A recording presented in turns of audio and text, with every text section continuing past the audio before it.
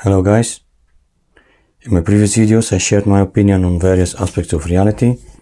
However, since then I have adjusted some of them and I'll try to correct that in future videos. Also, I overlooked a very important detail that I will share in this video. I know that the surface upon which we live is flat and it's currently stationary.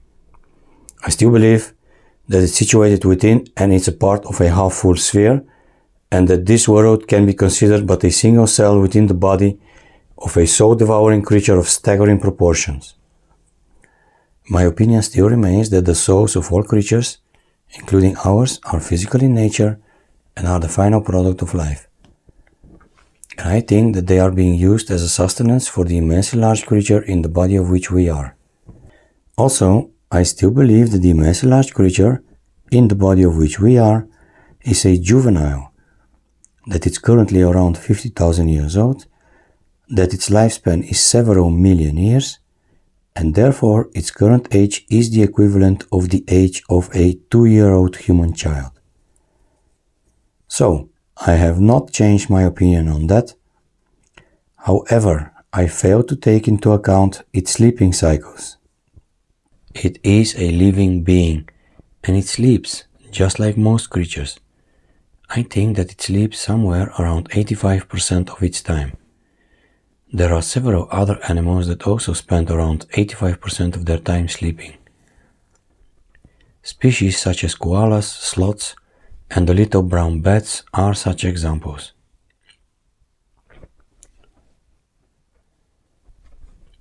And because the immensely large creature has a lifespan of a few million years, its equivalent of a 24-hour period is in fact several centuries. So, I believe that the immensely large creature in the body of which we are sleeps a few centuries and then it wakes up and remains awake for several decades. I also believe that during the decades that it is awake, a lot of movements are being created that cannot be fully dampened and neutralized. Those movements cause various catastrophes worldwide, such as major tsunamis, earthquakes, mud floods, and other apocalyptic events. As I've stated in my previous videos, this world is but a single cell within the body of an immensely large creature. The flat and circular surface upon which we live is a part of and is situated within a half-full sphere. The half-full sphere itself is situated within an outer sphere, forming a unit of spheres. The half-full sphere sits just loose enough within the slightly bigger outer sphere to be able to move freely and to continuously find its balance due to the gyroscopic properties that are created in the process. The gyroscopic properties are being created due to the fact that more than 90% of the weight of the half-full sphere is concentrated in its lower half, because it's situated within a slightly bigger outer sphere, and because there is a layer of electric plasma between the two spheres that acts as a lubricant. The world we live in seems to be, among other things, a perfect gyroscope. So, as long as the immensely large creature is asleep, all of its movements are being perfectly dampened and neutralized. However, that's not the case when it wakes up.